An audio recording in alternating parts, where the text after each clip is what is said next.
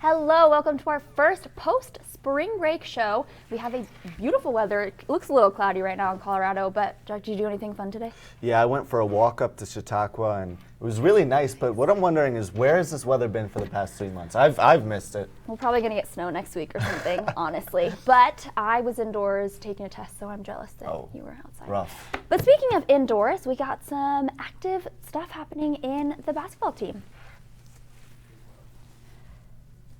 Here at home, a promising effort for the Buffs. They won 76-60. Colorado had a 20-point lead in the first half over the Spartans and stuck to it throughout the rest of the game. Tyler Bay led Colorado in scoring with 17 points and 9 rebounds. Evan Batty had 12 points and 10 rebounds. His first double-double, and that win took them to Austin for the NIT quarterfinals against Texas that happened last Wednesday. And unfortunately, things took a turn for the worst in Austin against the Texas Longhorns the following round. Texas led by as much as 20 in the first half, and Colorado ended up losing 68-55 in what was a disappointing end to the season. Tyler Bay led all scorers with 18 points and 13 rebounds, which was good for his 17th double-double. McKinley Wright added 11 points, including 9 in the second half. The Buffaloes finished the 2019 campaign with a record of 23-13.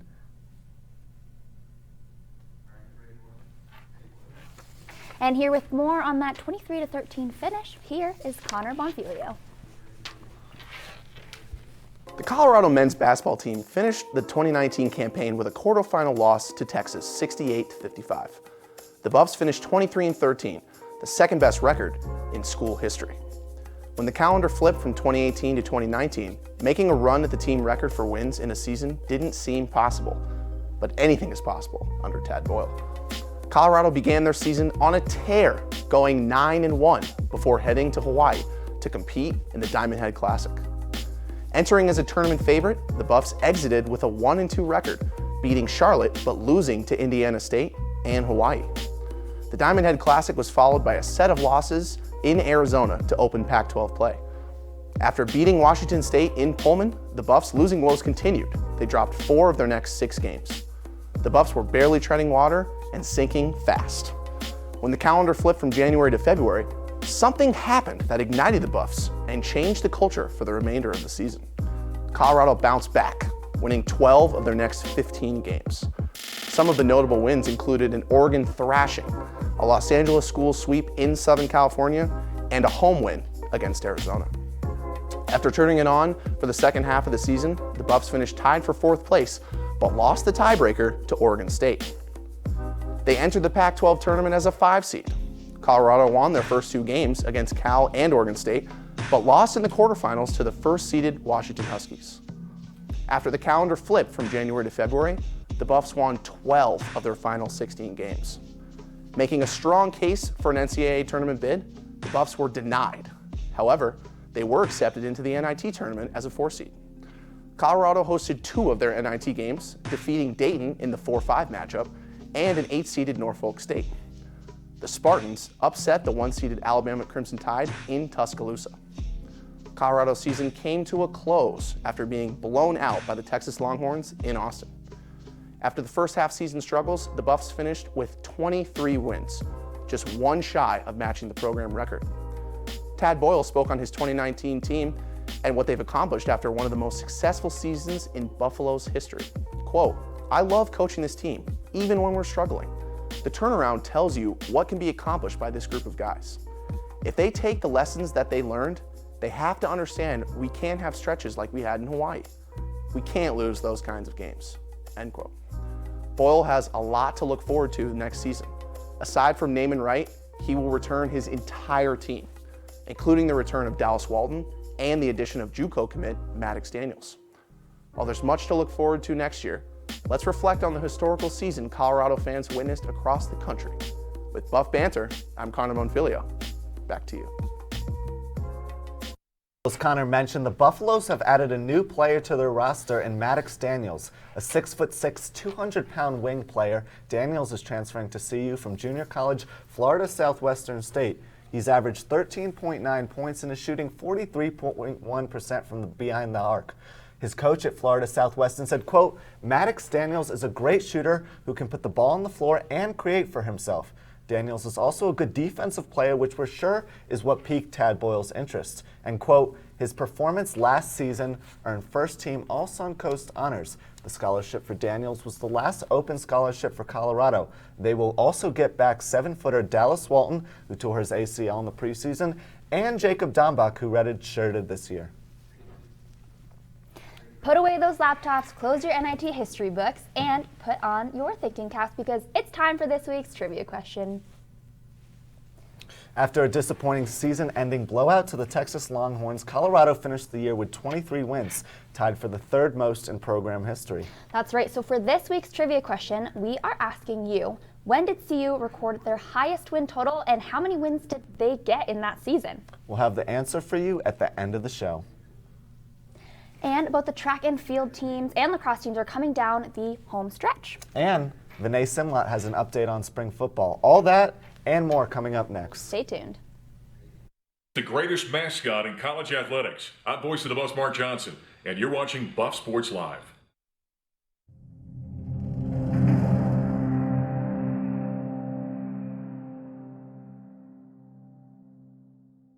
And we'll be right back on Buff Sports Live. 3, 2, 1, we're clear. Hey Rach, have you heard about the Buff Sports Live desk troll? There's no such thing, Jake. Oh my God. In 1992, he bit an anchor's foot clean off during the show. No way. She mispronounced a name. We're back on Buff Sports Live. Unbelievable women's basketball game last night. Wendy D. Kennard was amazeballs. Well, the show must go on. She had a triple-double in 60 minutes of play as the Buffs went on to win.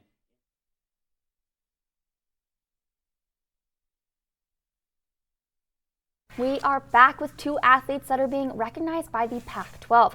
For tennis, junior Monica Malinin is the Pac-12 Player of the Week. This is the 11th player in the history of CU to take the weekly title. Malinin had a perfect weekend with winning both her single and double matches against Arizona and Arizona State. She's been dominating this season, leading the team with a 20-7 individual record in singles play. The second CU athlete to be recognized by the Pac-12 is Miranda Stinson. It's the fourth time she's been the Pac-12 Player of the Week and third this season. She led the lacrosse team to a 15-6 victory against Oregon, recording 6 points with the team, as well as 5 goals and 1 assist. The Buffaloes had some more exciting performances last weekend with the track and field team at the Fun McGraw Open. Senior Dwayne McClurkin won the men's 200-meter dash and sophomore Aaron McCoy won the 400-meter dash. Their times were good enough to land them in the CU record books. McClurkin's time for the 200-meter dash landed him 10th all-time in program history, and McCoy's time for the 400-meter dash was 6th in program history. Congratulations to them both on their accomplishments. After finishing strongly in the Texas relays, Madison Borman led the Colorado women in the 1500 at Stanford with a time of 4 minutes and 22 seconds, placing her 5th in the heat. Karina Mann won her heat as well, finishing in 4 minutes and 24 seconds. And for the men, freshman Gabe Fendel won his heat in the 1500 as well. Congratulations. The track and field team is hosting the Colorado Invitational this weekend at Potts Field. They'll compete against 3 NCAA Division I opponents in Air Force, Colorado State, and UNC. There will also be 14 Division II teams, including 11 from the Rocky Mountain Athletic Conference. The competition continues tomorrow at 10 a.m., finishing up the field events and starting track.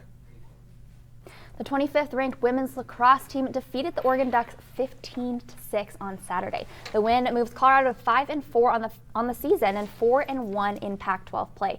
The Buffs defense shut down the Ducks, limiting them to just 7 shots on goal with a season best 24 turnovers. Seniors Miranda Stinson, Samantha Nemerov, and Sophie Castillo led the Buffs offensively, combining for 11 goals and 4 assists. And Samantha Nemerov registered a point for the 29th consecutive game, tying Darby Kiernan's school record 29-game point streak. The women's lacrosse team couldn't keep it going with an upset on Tuesday. CU got in a 6-goal hole in the first half and ultimately fell to the 15th-ranked Denver Pioneers 9-7. Nemerov had 2 points, extending her scoring streak to 30 straight games, which actually sets a new school record in the process. The 23rd ranked CU lacrosse team is hitting the road for a pair of Pac-12 conference games this weekend against 14th ranked Southern California and ASU. Their weekend started today at 4 p.m. in LA against the USC Trojans, and the Trojans are 12-1 to start the year with their only loss against top-ranked Boston College. USC leads the all-time series 6-2 against CU. The Buffs will then finish against the Sun Devils in Tempe at 2 p.m. ASU is currently 3-8 and is in desperate need for some momentum to turn their early season struggles around. The Buffs have won all 3 meetings against Arizona State, and you can watch both their games live on the Pac-12 networks. Football team is 3 weeks away from hosting their annual spring game. Under new head coach Mel Tucker, there's been some changes in the way the team works out. Vinay Simlat has the latest. The football team just wrapped up another week of practice after spring break. Coach Mel Tucker told us that it's more physical than it was in the past, and he expects it'll keep getting more physical as the spring goes on. So how do they balance being physical and preventing injuries? We just stay off the ground, and that's when we're not scrimmaging. We thud. You have to learn how to thud, have to learn how to practice and pass, take care of your teammate. You can be physical without being on the ground, and if guys stay off the ground, we won't have injuries. And there's another way to prevent injuries. The players are wearing these GPS units that track their speed, acceleration, and the energy they use so they don't get overly exhausted, and they prevent injuries that way. There have been other changes as well in the scheme for the offensive line and the defensive line. They're still playing a 3-4, but there have been lots of changes in technique. It's been a steep learning curve for the linebackers. There's another bigger, steeper learning curve, and that's for the coaches getting to know the players. I'm starting to see the personalities of the team, and just getting to know the guys, on the field and off the field. That's really one of the best parts of my job of coaching, is just being out there with the guys, getting to know the players and what makes them tick and the different personalities. So it's fun to see that unfold. And last Wednesday was Rick George's birthday. Here's what Mel Tucker got him. I got him the same thing I got him last year. That's funny because Coach Mel Tucker didn't know Rick George last year, so I guess he didn't get him anything. But you think, Jack Lena, that he was holding on to that joke for the whole day? Something about Mel Tucker's jokes. I love that man. Yeah, it's hard not to, right? He just has that sense of humor that Mike McIntyre never really had. But listen, at least McIntyre taught us that Buffaloes walk into the storm instead of away from it, right? That's okay. Yeah, I get it. That's true. That point taken. The tennis team set several program records while the soccer team continues their trip overseas. We'll be right back.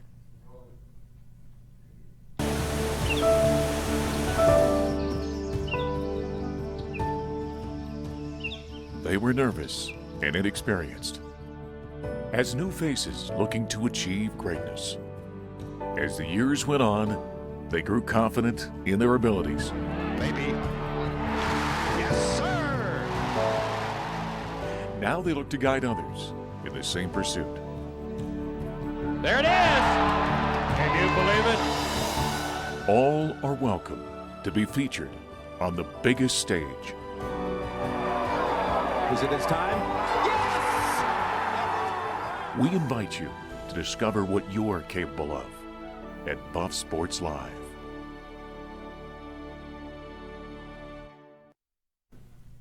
Last Saturday, the Colorado men's golf team finished 14th at the Goodwin Invitational hosted by Stanford. Junior Daniel O'Loughlin led the Buffaloes with a 9th place finish, shooting 67 on Thursday, 74 on Friday, and a 70 on Saturday for a 1/211. Colorado had 4 individuals place in the top 100. The host team, Stanford, finished as the only team under par with an 8 under score of 832. The Buffs have one more competition before the Pac-12 championships next month. They'll compete in ASU's Thunderbird Invitational in Tempe on April 12th and 13th. And the women's golf team finished 13th in the team standings, finishing with a 39/903 at the Ping/ASU Invitational. The Buffs saved their best performance for last, shooting an 8/296 during the final round, which was just enough to move ahead of Oklahoma State. CU's last big push was just enough to move them ahead of Oklahoma State by just 1 stroke. Junior Kirsty Hodgins led the Buffs, tying 29th after recording a 4/220 over the 3-day Invitational. The women's tennis team fell to ASU Saturday afternoon, 4-3. The team began the day strong when Sarah Nayar and Megan Forrester won the first doubles match of the day, 6-0. The highlight of the day came when Annabelle Andronopoulos and Monica Malinin won the team point against the number 2 seeded team in the nation. Although the team won their 4th straight doubles point, they were not able to grasp a win during the singles play. And the Colorado tennis team made history this past week as they recorded the first ever sweep against the Oregon Ducks. It was their first sweep of any team in the Pac-12 since joining the conference several years ago. The Buffs are hot, having recorded 5 straight victories. The CU women's team had its first ranked doubles team of the Steinberg era. Senior Annabelle Andronopoulos and junior Monica Malinin led them to the second largest jump from unranked to ranked this week after defeating the former number 2 ranked ASU. It has been more than 7 years since the Buffs last had a doubles pair ranked nationally, and CU begins the final stretch of the Pac-12 schedule playing number 8 UCLA and number 11 USC. They'll look to extend their win streak with a bout against the UCLA Bruins tomorrow at 1 p.m. The team has won 5 of their past 6 matches, including a win against number 28 Washington State. They begin the final stretch of the season against ranked teams this weekend and hope for a good start before hosting Stanford and Cal next weekend. The team is led by Monica Malinin with a 21-7 record in singles play and 15-3 record in doubles contests this season. After winning her singles matchup last weekend, Malinin is now tied for 38th in school history. The Buffs will finish the regular season at Utah on April 20th at 11 p.m. California could be considered exotic, but not as exotic as France. And that's where this women's soccer team is going this summer. They'll spend 10 days playing in a tournament in France during the FIFA World Cup. The Buffaloes will play 4 games against professional French teams. Coach Danny Sanchez says there are tons of benefits from these trips, including experiencing new cultures and getting the team to bond with each other. And the NCAA lets teams take different trips every 4 years. The last time the Buffaloes took one was in 2015 when they went to Spain. The soccer team is accepting donations for the trip, and you can contribute online at cubuffs.com. Well, we might be going to break, but unfortunately you'll have to wait until after to see the Geico caveman Mitchell Sanchez with a special edition of Rapid Fire. That's right, and to give you the answer to this week's trivia question and of course the tweet of the week, stick around. Hello, my name is Mitch. I will be trying out for the position of CXTs. Okay. Coming up after the break, we have Rapid Fire. Stick with us. Was that good? It's the greatest mascot in college athletics. I'm voice of the Buffs, Mark Johnson, and you're watching BuffSports Live.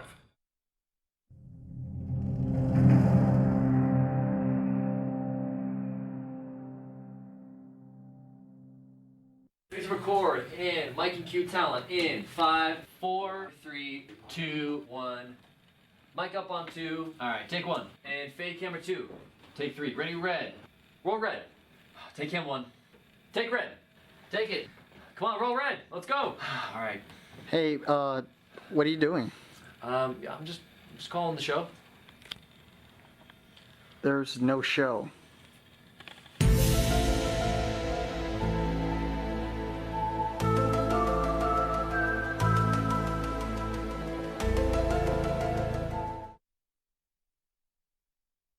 Time for the answer to that trivia question. Remember, the Buffaloes won 23 games this season, tied for the 3rd most in Colorado history. And we asked you, when did CU record their highest win total in a single season? And the answer is 2011 and 2012. That's right, the Buffaloes won 24 games in both seasons and won the Pac-12 tournament in 2012. That needs to happen again soon, Lena. You know what I mean? Given the fact that they're returning their entire starting lineup, I have high hopes for this team going forward next year and beyond. Me too. I'm definitely really excited. Welcome to the fastest segment on this show, on this campus, in this city, possibly the world. My name is Mitch Sanchez. This is Rapid Fire. I only have one home event for you this weekend, the Colorado Invite from the track and field team. The event is from 10 a.m. to 5:30 p.m. tomorrow. It will be $8 to attend. It's also at Potts Field. Otherwise, everyone else is out of state. The tennis team faces UCLA for their 7th conference game. UCLA will have faced 2 opponents in just 4 days before Colorado. But keep in mind, UCLA has 4 ranked pairs. Colorado only has 1. The lacrosse team is in Sun Devil Stadium on Sunday for their 7th conference game as well. The last time these 2 teams met, Colorado won 15-3. The game is at 2 and will be broadcast on the Pac-12 network. Finally, women's golf is in Napa, California for the Silverado Showdown. 5 Pac-12 teams will be represented. Also, Colorado State will be there. The event runs from Sunday through Tuesday. And that's all I have for you today for Rapid Fire. My name is Mitch Sanchez. Now, back to the desk. Mitch, well, this week's Tweet of the Week comes to you from CU SID extraordinaire Dave Platty. The tweet says, quote, NCAA cross-country champion Danny Jones with her College Athlete of the Year award at tonight's Colorado Sports Hall of Fame banquet. And congratulations to Jones on yet another outstanding season. We love Dave. I don't know what we would really do without him. Honestly, I have no idea. We are so thankful. Well, I don't know about you, Jack, but I'm going to go enjoy this warm weather. I think I'll take your advice and do so too. I mean, it's going to start to get cold. It's going to be colder next week, so I'm not ready for it. today's the day to go out and have fun. We'll see you next week.